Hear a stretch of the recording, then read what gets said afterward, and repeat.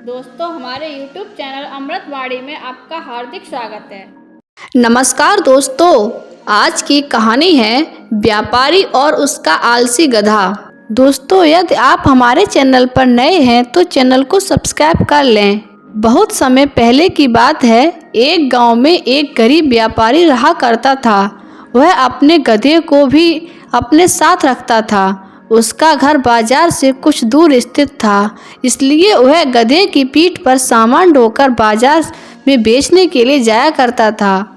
वह व्यापारी एक भला इंसान था, जिसकी दयालुता से लोग भली भांति परिचित थे, क्योंकि वह अपने गधे का बहुत ही अच्छी तरह पालन पोषण करता और उसका ध्यान रखता था। गधा भी अपने मालिक के प्रति आदर का भाव रखता और उन दोनों में काफ़ी प्रेम भी था। परंतु गधे की एक बुरी आदत थी, वह बहुत ही आलसी था। उसे काम करने में बिल्कुल भी रुचि नहीं थी। वह सिर्फ आराम करना और खाना खाना पसंद करता था। एक व्यापारी को बाजार में नमक के दाम का पता चला।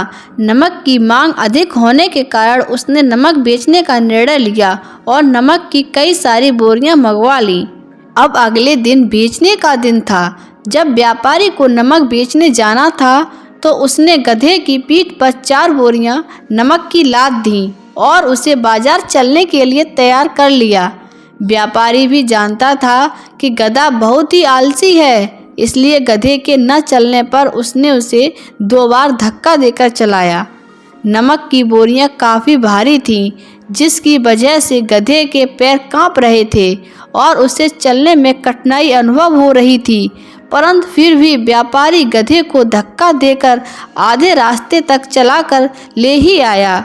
दरअसल व्यापारी के घर से बाजार जाने के रास्ते पर एक नदी पड़ती थी, जिस पर एक पुलिया बनी हुई थी। उस पुलिया की मदद से नदी को पार करना था, परंतु जैसे ही गधा उस पुलिया पर चलने लगा, उसका पैर फिसल गया। वह नदी में जा गिरा। गधे को नदी में गिरता देख व्यापारी असमंजस की स्थिति में आ गया और उसने घबराकर गधे को नदी से निकालने की कोशिश की।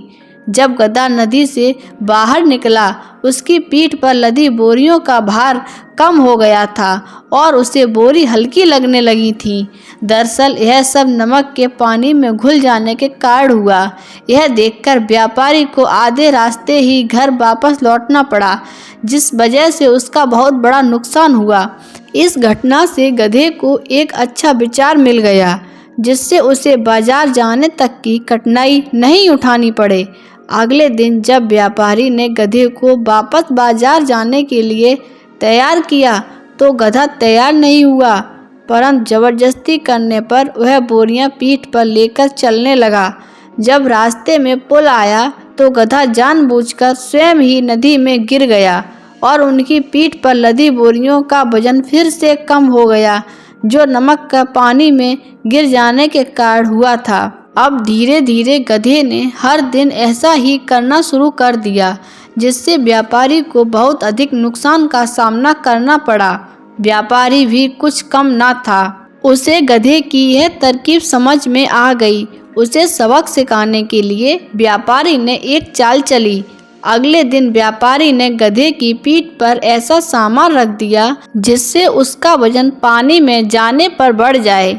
यह सोचकर व्यापारी ने गधे की पीठ पर बोरियां रखीं और फिर से उसे बाजार ले गया। रास्ते में जैसे ही पुल आया तो गधा हमेशा की तरह स्वयं ही नदी में गिर गया, परंतु आज उसकी पीठ पर लदी बोरियों में नमक नहीं था, बल्कि रुई थी, जिनका वजन पानी में जाने पर और बढ़ गया। गधा ऊपर उठा तो बोरियों का वजन बढ़ा हुआ देखकर वह कुछ समझ नहीं पाया। अगले 2-4 दिन तक व्यापारी ने ऐसा ही किया। रुई की बोरियों को गधे की पीठ पर बांधना शुरू कर दिया। गधा पानी में गिरता और बोरी का वजन दुगना हो जाता। आखिरकार गधे ने अपनी गलती को स्वीकार कर ही लिया। अब गधे को सबक मिल चुका था। अगले दिन जब व्यापारी और गधा बाजार के लिए गए तो गधे ने चुपचाप बिना किसी तरकीब के पुल पार कर लिया। उस दिन के बाद गधे ने कभी आलस नहीं किया और धीरे धीरे व्यापारी के सारे नुकसान की भरपाई होती चली गई। अब व्यापारी एक अमीर आदमी बन चुका था।